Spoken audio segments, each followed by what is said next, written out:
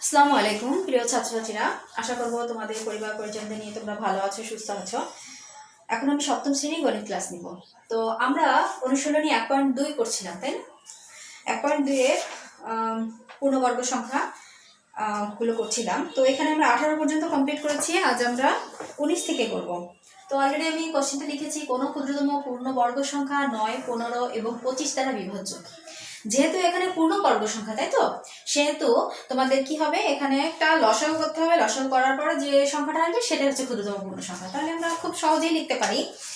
তাহলে লিখো 9, 15 এবং 25 দ্বারা 25-এর লসাগু নির্ণয় করো ক্ষুদ্রতম সংখ্যা। তাহলে সমাধান কি লিখতে পারি? 9, 15 এবং 25 দ্বারা বিভাজ্য 9, 15 এবং 25, 9, 15, 25 এর লসাগু হবে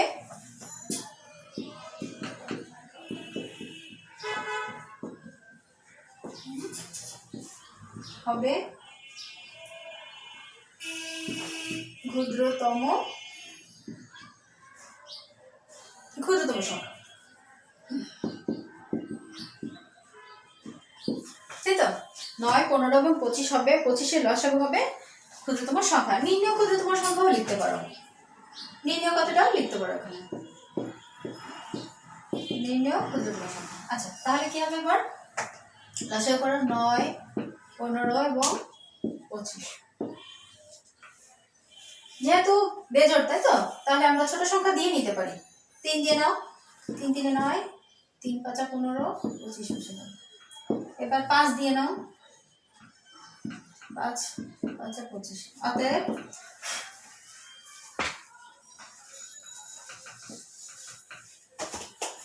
অতএব কি হবে? তোর লসাগু অর্থাৎ 9, 15 এবং 25 এর লসাগু কত হবে? 3 গুণ 5 গুণ 3 গুণ 1 গুণ 5। তাহলে কত হয়? 5 5 25, 3 3 9, 3 5 15, 3 5 15, 15 15, 225। ওকে, তাহলে নির্ণয় ক্ষুদ্রতম সংখ্যা হচ্ছে 225। তাহলে কি লিখবো? কোন ক্ষুদ্রতম পূর্ণ সংখ্যা। তাহলে নির্ণয় ক্ষুদ্রতম সংখ্যা হচ্ছে 225। অতএব নির্ণয় ক্ষুদ্রতম সংখ্যা 225। খুব ইজি একটা অঙ্ক। এরপরে আমরা এটা কমপ্লিট। এরপর আমরা 20 নম্বর দেখব। একটি ধান ক্ষেতের ধান কাটার শ্রমিক নেওয়া হলো। প্রত্যেক শ্রমিকের দৈনিক মজুরি তাদের সংখ্যার 10 গুণ। দৈনিক মজুরি 6250 টাকা হলে শ্রমিকের সংখ্যা বের করো। এটা একটা স্ক্রিনশট দাও এবং কন্টিনিউ করো। এরপর আমরা 20 নম্বর অঙ্কটা করতে যাচ্ছি।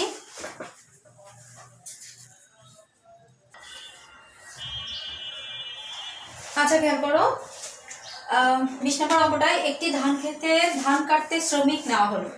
আচ্ছা, একটা কাজের শ্রমিক নেওয়া হয়েছে, তাই তো? প্রত্যেক শ্রমিকের দৈনিক মজুরি অর্থাৎ প্রতিদিনের মজুরি তাদের সংখ্যার 10 গুণ।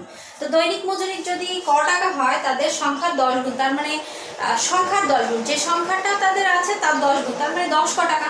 আচ্ছা, দৈনিক মোট মজুরি হচ্ছে 6250 টাকা। দৈনিক কত মজুরি? টোটাল, মানে যতজন শ্রমিক নেওয়া হয়েছে টোটাল মজুরি হচ্ছে 6250 টাকা। হলে শ্রমিকের সংখ্যা বের করো, কতজন শ্রমিক ছিল। তাহলে কতজন শ্রমিক ছিল, তাহলে সেটা আমরা ধরে নিই। অর্থাৎ শ্রমিকের সংখ্যা হচ্ছে এক্স টাকা বা ক টাকা। যেহেতু এটা হচ্ছে পাটিগণিতের অঙ্ক, সেহেতু আমরা ক টাকা ধরে নিতে পারি। তাহলে কি ধরে নিব? মনে করি শ্রমিকের সংখ্যা হচ্ছে ক টাকা, সরি, শ্রমিকের সংখ্যা হচ্ছে ক। এখানে টাকা না, কিন্তু এখানে সংখ্যা বের করতে বলা হয়েছে।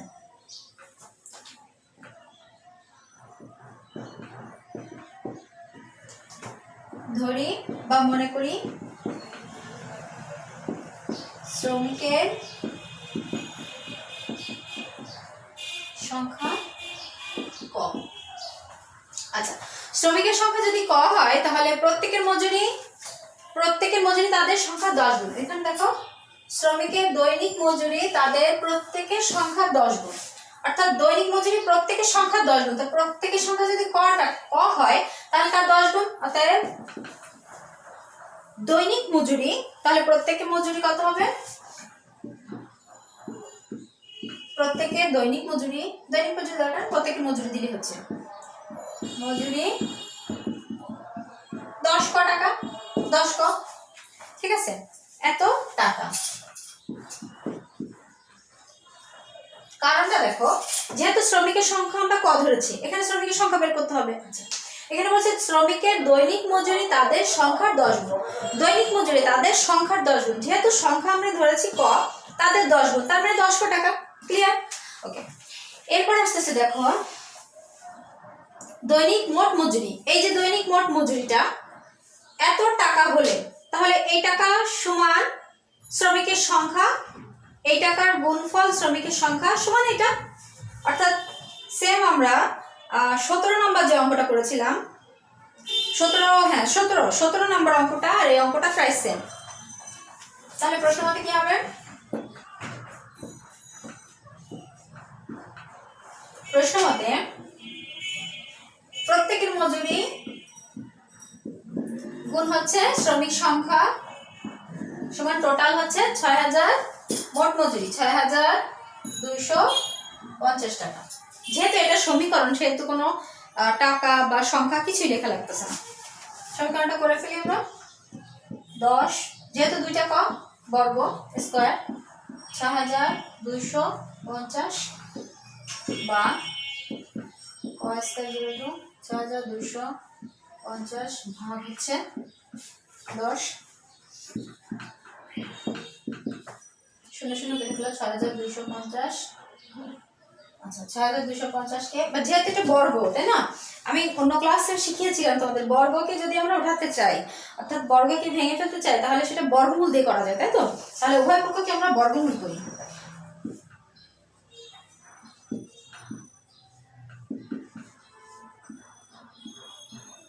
আশা কোটেশনে লিখতে পারো উভয় পক্ষকে বর্গমূল করে।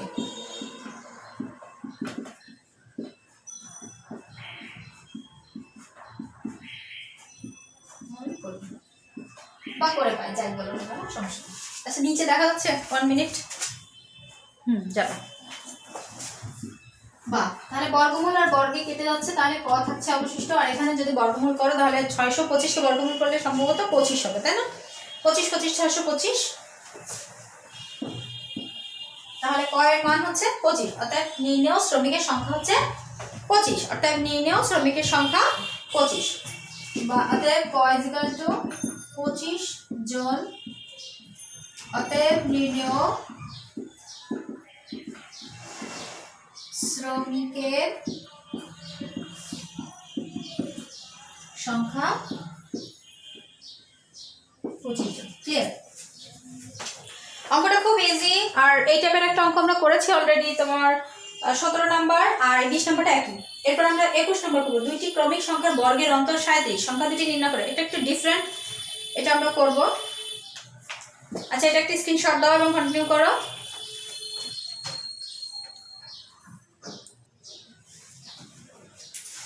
খেয়াল করো 21 নম্বর, দুইটি ক্রমিক সংখ্যার বর্গের অন্তর দেওয়া আছে, তারপর সংখ্যা দুইটি নির্ণয় করো।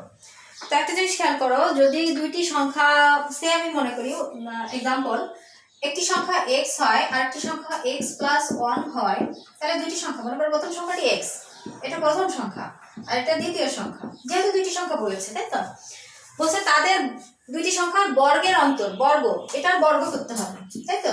তাহলে দুইটি সংখ্যার মধ্যে নিশ্চয়ই পরেরটা বড় হয়, তাই তো, প্রথমটা ছোট হয়। তাহলে দুইটি সংখ্যা আমরা লিখতে পারি, এটা দুইটি সংখ্যার বর্গ লিখলাম, দুইটি সংখ্যার বর্গ, বর্গের অন্তর, অন্তর মানে কি বিয়োগফল, তাই তো, বিয়োগফল কত 37, তাহলে ইকুয়ালটা হবে 37। এটাই হচ্ছে আমাদের মূল ফাংশনের অঙ্ক। এই অঙ্কটাই এটা। তো আমি যদি এটা বীজগণিত হতো তো আমরা এক্স ওয়াই জেড চলক দিয়ে লিখতে পারতাম। যেহেতু এটা হচ্ছে পাটিগণিত, সেহেতু আমরা ক খ এই টাইপের চলক দিয়ে লিখতে ভালো হবে আর কি লেখা। তাহলে আমরা অঙ্ক শুরু করি। জাস্ট আমি এক্সাম্পল দিলাম। কেউ যদি এক্স ওয়াই দিয়ে লিখতে চাও কোনো সমস্যা নেই, তবে ক খ দিয়ে লেখাটা বেটার।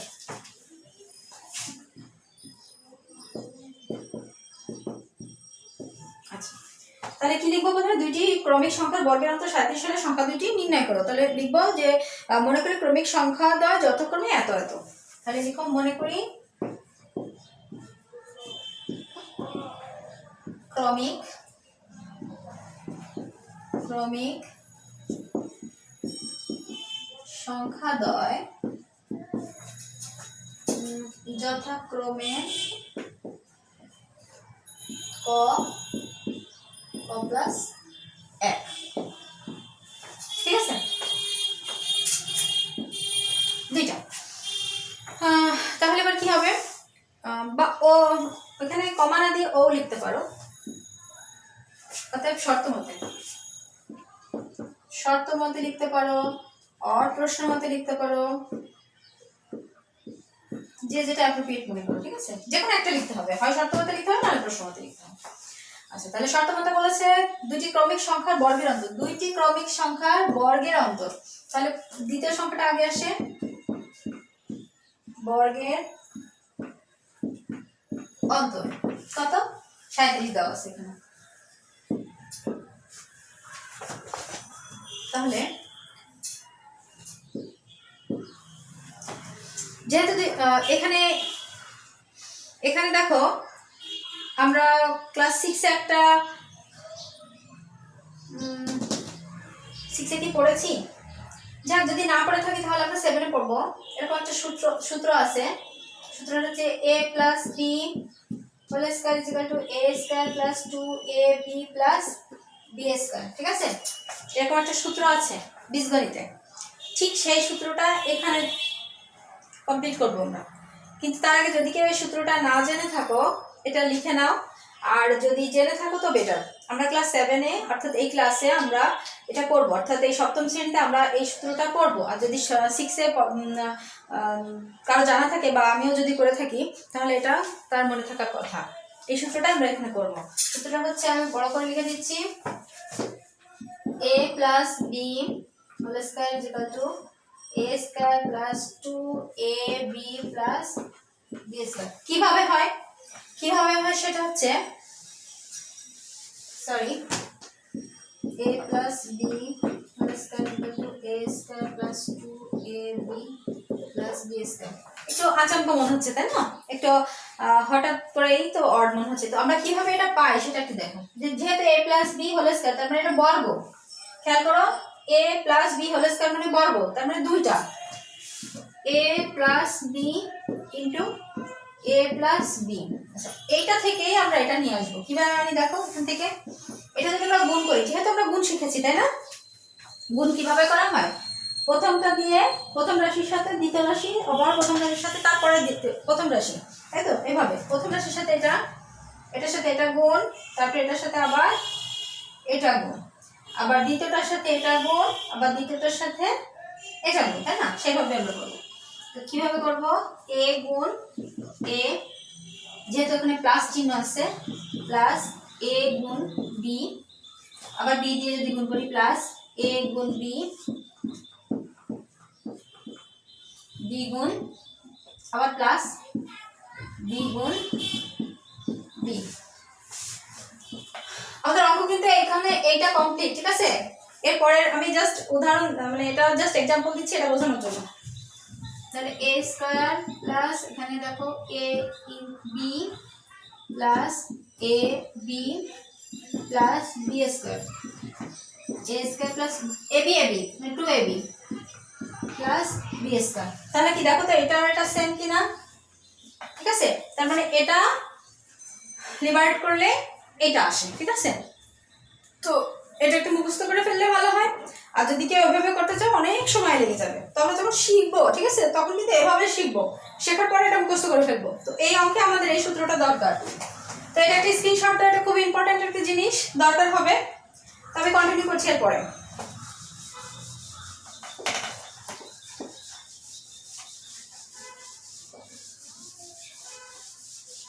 আচ্ছা, আমরা আবার অঙ্কে ফিরে আসি। যেহেতু এখানে একটা সমান চিহ্ন আছে সেটা আমাদের বাদ দিতে হবে। তো এই সূত্রটার কেস কি আছে, y square plus 2 1 2 plus 1 square. খেয়াল করো, এখানে ব্র্যাকেট দাও, এই যে মাইনাস কয়ের উপরে স্কয়ার ব্র্যাকেট করে দাও 37। আচ্ছা, বা কয় স্কয়ার প্লাস 2 ক, যেহেতু একের সাথে গুণ করলে যা গুণ করবো সেটাই হয়ে যাবে 1 মাইনাস কয় স্কয়ার ইকুয়াল টু 37। বা এখানে খেয়াল করো,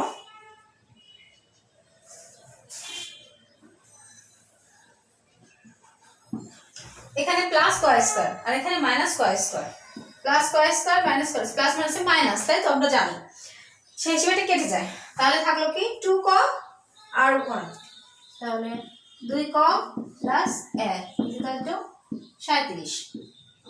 বা যেহেতু অঙ্কের মধ্যে কাটাকাটি করা যাবে না, তাই তো, এই জন্য আমরা কাটছি না, তাহলে 2 ক রেখে দিলাম 37। যেহেতু এক সংখ্যা ওয়ানই সংখ্যা, এখানে কোনো চলক নাই, সো আমরা এই সংখ্যাটাকে ডান পাশে নিয়ে আসতে পারি। যেহেতু ডান পাশে একটা সংখ্যা আছে, সেই সংখ্যার সাথে যেহেতু প্লাস, বাম পাশে ডান পাশে আছে, যেহেতু সমানের বিপরীতে আসলে সে চিহ্ন চেঞ্জ হয়ে যাবে, যে চিহ্ন থাকুক সেটা চিহ্ন চেঞ্জ হয়ে যাবে। 37 মাইনাস 1 বা 2 ক ইকুয়াল টু 36, বা ক ইকুয়াল টু 36 বাই 2, অতএব ক ইকুয়াল টু 18। তাহলে কত হলো? ক্রমিক সংখ্যা কর মান হচ্ছে 18 বের হলো, দেখা যাচ্ছে নিচে। আচ্ছা, কয়ের মান কত বের হয়েছে? আমাদের 18 বের হয়েছে। তাহলে যদি ক্রমিক সংখ্যার একটা আমরা পেয়েছি, তাই তো, ক্রমিক সংখ্যার আরেকটা আমরা পাবো। তা এখানে আমরা লিখে দিতে পারি, যেহেতু আমরা এই নিচ থেকে যাব, এটা থেকে বার উপরের দিকে যাচ্ছি, তো আমি এটা লিখবো না, যেহেতু আরেকবার লিখতে হবে, মুছে দিই। ক্রমিক সংখ্যা, অতএব ক্রমিক সংখ্যার ক ইকুয়াল টু কত? 18। অতএব ক plus 1 equal to 18 plus 1 equal to 19। সংখ্যা দ্বয় যথাক্রমে, এটা দিয়ে দিতে পারো, ঠিক আছে। ক্রমিক সংখ্যা দ্বয় যথাক্রমে ক ইকুয়াল টু 18, অর্থাৎ ক plus 1 equal to 18 plus 1 equal to 19। আচ্ছা, একটা স্ক্রিনশট দাও, কন্টিনিউ করো, তো মুছে দিব।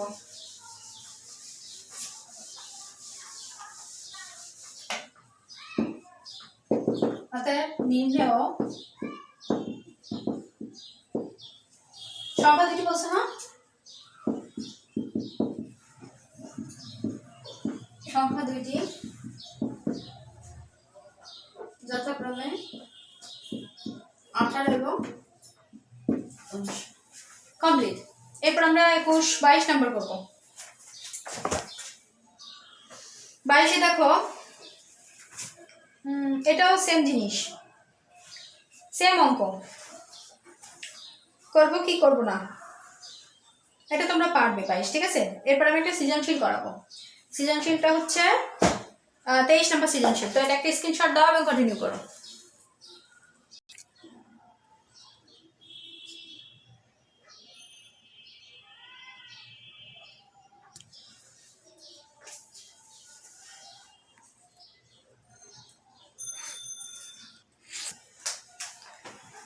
খেয়াল করো, 23 নম্বর অঙ্ক 384 এবং 2187 দুইটি সংখ্যা। আচ্ছা, এখানে বলেছে প্রথম সংখ্যাটি পূর্ণবর্গ সংখ্যা কিনা তা উৎপাদকের সাহায্যে যাচাই করো। উৎপাদকের সাহায্যে যাচাই করতে বলছে। এখানে কিন্তু নির্দিষ্ট করে দেওয়া নেই যে তোমার উৎপাদকটা, নির্দিষ্ট করে বলা হচ্ছে প্রথম সংখ্যাটি, তাই তো, প্রথম সংখ্যাটির কথা বলেছে। এবং দ্বিতীয়টা দেখো, ক্ষণের পর বলছে দ্বিতীয় সংখ্যাটি যদি পূর্ণবর্গ সংখ্যা না হয় তবে কোনো ক্ষুদ্রতম সংখ্যা দিয়ে গুণ করলে এটি একটি পূর্ণবর্গ সংখ্যা হবে। পূর্ণবর্গ সংখ্যাটি নির্ণয় করো। তো আমরা প্রথমটাই শুরু করি।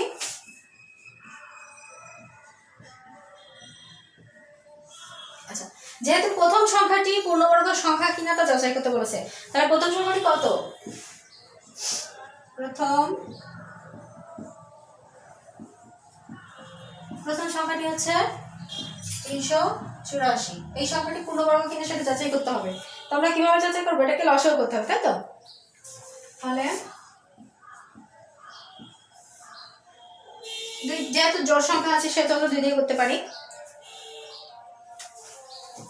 9 দুগুণে 18, 7 দুগুণে 14, তাই না? 2 দুগুণে 4,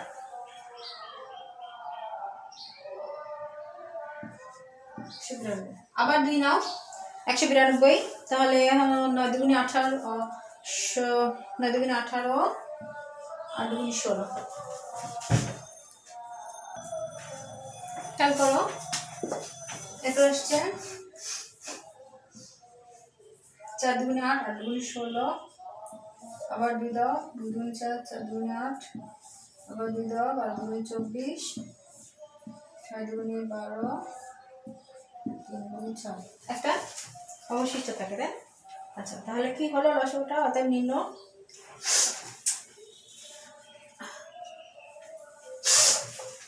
আচ্ছা অতএব কত? 1 2 3 4 5 6 7, 7 তাই না?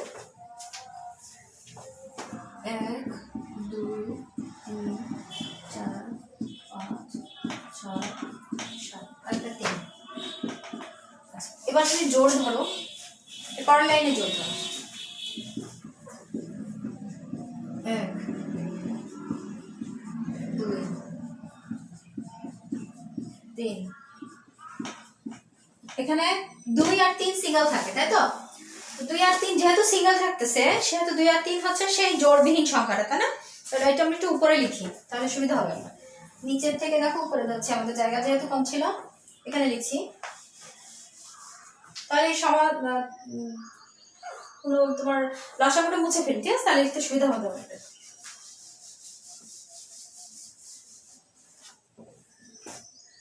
কত আসে?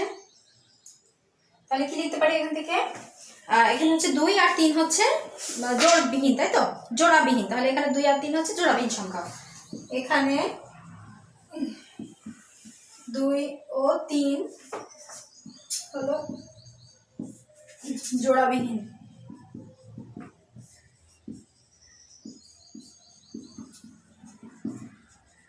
সংখ্যা। তাহলে 2 গুণ 3 = 6। তাহলে কত থাকলো? 6 থাকলো আমাদের অবশিষ্ট। তাহলে 6 হচ্ছে জোড়াবিহীন সংখ্যা। তাহলে কি জোড়াবিহীন সংখ্যা যেহেতু আছে সেহেতু এটা কি পূর্ণবর্গ সংখ্যা হয়েছে? যদি জোড়া থাকতো, অর্থাৎ জোড়াবিহীন যদি না থাকতো তাহলে সেটা পূর্ণবর্গ সংখ্যা হতো, তাই তো? যেহেতু এখানে জোড়াবিহীন যদি না থাকতো, জোড়াবিহীন যদি থাকতো তাহলে হচ্ছে সেটা পূর্ণবর্গ হতো না। তো যেহেতু এখানে জোড়াবিহীন আছে সেহেতু এটা পূর্ণবর্গ নয়। তাহলে কি লিখতে পারি আমরা? অর্থাৎ আলটিমেটলি কথা হচ্ছে যদি জোড় থাকে তাহলে সেটা পূর্ণবর্গ, আর যদি বেজোড় সংখ্যা থেকে যায় অর্থাৎ একটা জোড়াবিহীন থেকে যায় তাহলে সেটা পূর্ণবর্গ নয়। তো এখানে জোড়াবিহীন রয়ে গেছে, সো এটা প্রথম উৎপাদ্য সংখ্যাটি পূর্ণবর্গ সংখ্যা নয়, সেটা আমরা যাচাই করতে পারি। অর্থাৎ নির্ণেয় প্রথম সংখ্যাটি পূর্ণবর্গ সংখ্যা না। প্রথম সংখ্যাটি পূর্ণবর্গ সংখ্যা নয়, পূর্ণবর্গ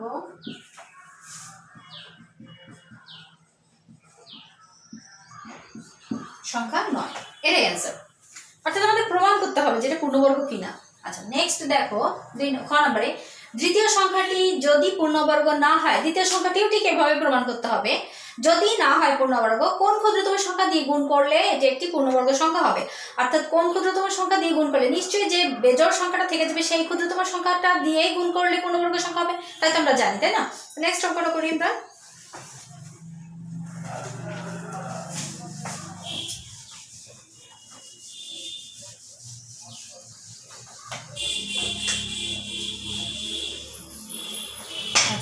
তবে দ্বিতীয় সংখ্যাটি কত?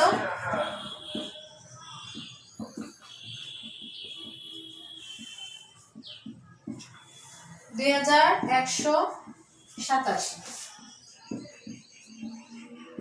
যেহেতু বেজোড়, তাই না? বেজোড় সংখ্যা দিয়ে গুণ হবে, ভাগ হবে আর কি। লসাগু করতে হবে। 3 দিয়ে করো, 7 2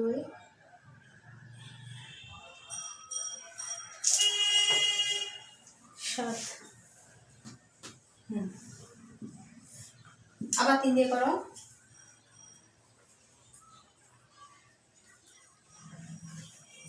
3 দুগুণে 6, 6 3 3 4 12, 3 4 12, 3 3 9। আচ্ছা হ্যাঁ, তারপর হচ্ছে আবার 3 দিয়ে দাও, 3 8 24, 3 1 3, 3 1 3, 3 দুগুণে 6, 3 দুগুণে 6, 3 7 21, আবার 3 দিয়ে দাও, 3 9 27, আবার 3 দিয়ে দাও, 3 3 9। দেখো তো 1 2 3 একটা বেজোড় থেকে যায়, তার মানে যে বেজোড় সংখ্যাটা থেকে যাচ্ছে সেটা দিয়ে গুণ করলে আমাদের সেটা পূর্ণবর্গ সংখ্যা হবে। তাহলে কি লিখবো আমরা এখানে? জোড় 3 হচ্ছে জোড়বিহীন সংখ্যা, অতএব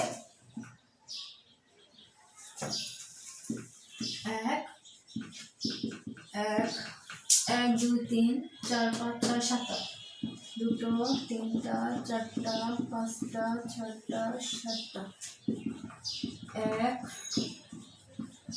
2 3 4।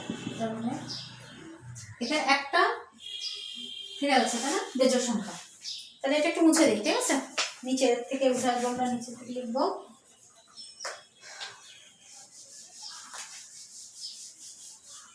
তাহলে কি লিখবো এখানে? লেখাটা হচ্ছে এখানে 3 জোড়া বিহীন, তাই তো? এখানে 3 হচ্ছে জোড়াবিহীন সংখ্যা। তাহলে এত সংখ্যাটি পূর্ণবর্গ সংখ্যা নাই। কত সংখ্যাটা ছিল? এই যে দ্বিতীয় সংখ্যাটি 2187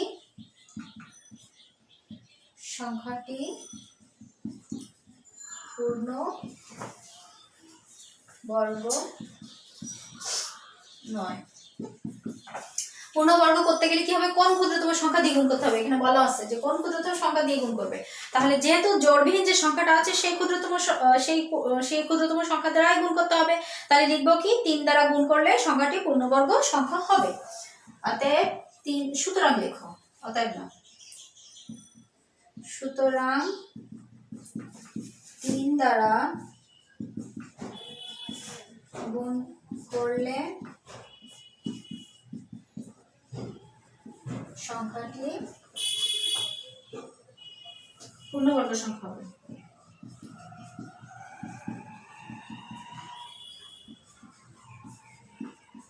পূর্ণবর্গ সংখ্যা হবে, ঠিক আছে? আচ্ছা, যদি পূর্ণবর্গ সংখ্যা হয় তখন পূর্ণবর্গ সংখ্যাটি কত করতে হবে? অতএব লিখবো হচ্ছে পূর্ণবর্গ, অতএব পূর্ণবর্গ সংখ্যাটি হবে তখন পূর্ণবর্গ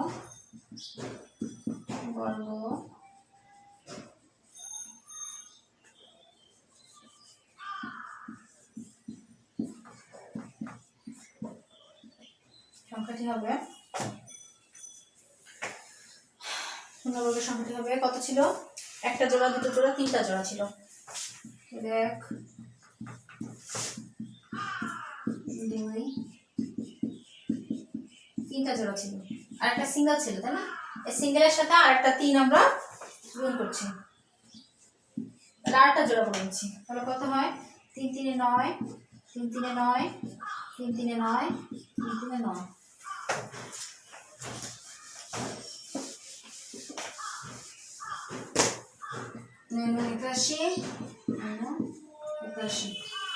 তাহলে কত হবে? 9 9 81, তাই না?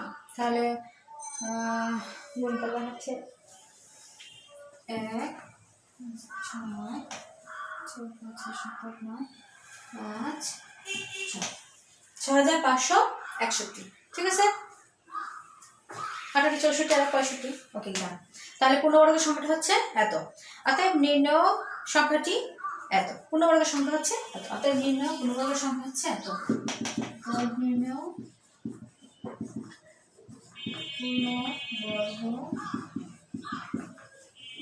সংখ্যা হচ্ছে 6।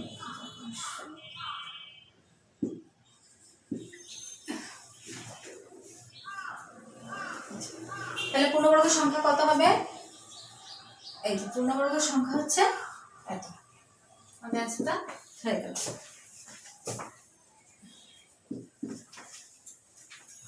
অঙ্কটা খুব ইজি। আমরা এই ধরনের অঙ্ক আগেও করেছি, সো বুঝতে মনে হয় না কারোর অসুবিধা হচ্ছে। যেহেতু যেটা জোড়বিহীন থাকবে সেটা দ্বারা এটাকে গুণ করলে মোটামুটি সংখ্যাটা আমরা পূর্ণবর্গ সংখ্যা পেয়ে যাব। তো 23-এর আর একটা অঙ্ক বাকি থাকে, অর্থাৎ 23-এর ক খ গ। তো গটা বাকি থাকে, গটা আমরা নেক্সট ক্লাসে করব। তো আজ অনেকগুলোই করে ফেলেছি। দেখো আমরা 19 থেকে করা শুরু করেছি, 19 করেছি, 20, 21, 22টা সেম নিয়মে হবে। আর 23-এর ক খ, 23-এর যেহেতু সৃজনশীল ক খ করলাম। তো এগুলো একটু প্র্যাকটিস করো বাসায়, নেক্সট ক্লাসে ইনশাল্লাহ দেখা হবে। আর বাসায় প্র্যাকটিস না করলে কিন্তু কোনো অঙ্ক পারবে না।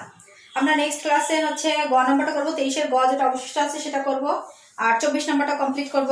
তারপরে আমরা বীজগণিত শুরু করব। বীজগণিত তোমাদের 4র্থ অধ্যায় আছে। তো নেক্সট ক্লাসে আমরা কিছু বীজগণিতের রাশি সম্বন্ধে জানবো আর করা শুরু করব, আর বাকি অংশটাও কমপ্লিট করব। তো সবাই ভালো থাকো, সুস্থ থাকো, নেক্সট ক্লাসে ইনশাআল্লাহ দেখা হবে। আল্লাহ হাফেজ।